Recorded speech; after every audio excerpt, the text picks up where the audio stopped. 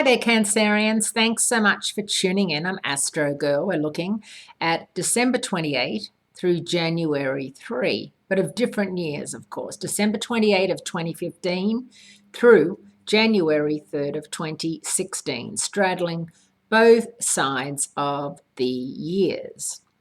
And it's an interesting New Year's Eve with Venus, the goddess of love and pleasure, moving into Sagittarius, which is the party sign of the zodiac.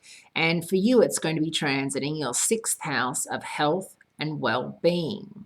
So that's interesting. This might be one of those New Year's Eves where you're not particularly interested in going out and getting rip-roaring drunk, or staying up really late and feeling miserable the next day.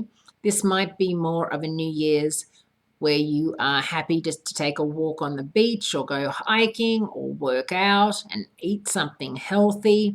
It takes all sorts. I think when you're younger, in your 20s and early 30s, people are getting engaged on New Year's Eve.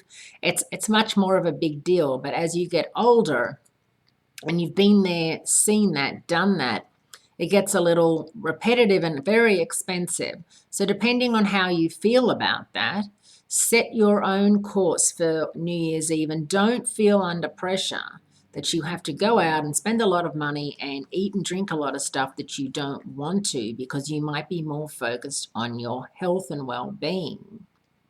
The last day of the year ends as the year began, with the sun in Capricorn, your relationship zone.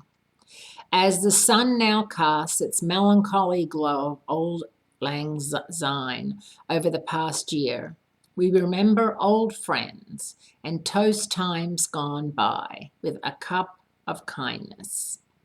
For better or worse, Cancerians, this year's story has now been told in the stars, and next year's is just around the corner.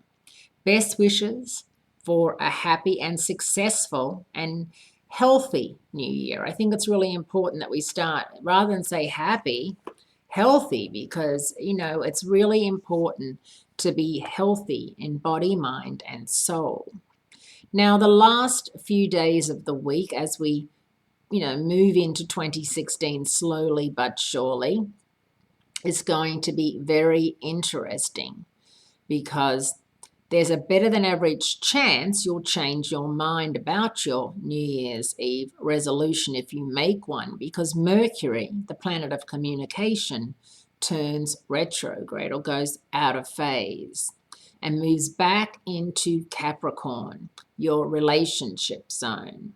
So where you and somebody close to you were getting on really well and things were firing on all cylinders, you may find that that is not the case, and that there is still unfinished business from last year that you are bringing with you into 2016. And, it's going to have to come up. It's going to have to be discussed and examined and worked through. There is no more avoiding it. So on Sunday, January 3, there's a Moon-Mars conjunction in Scorpio.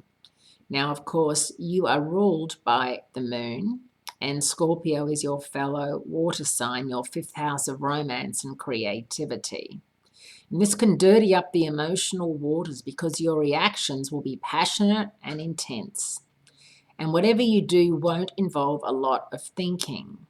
Because Mercury going offline next week and lots of impulse-driven emotions, it looks like the start of 2016 could in fact be called Back to the Future. So be prepared for all of that and more unfinished business. Have a great week. Great speaking to you. Happy New Year. And I'll speak to you next week.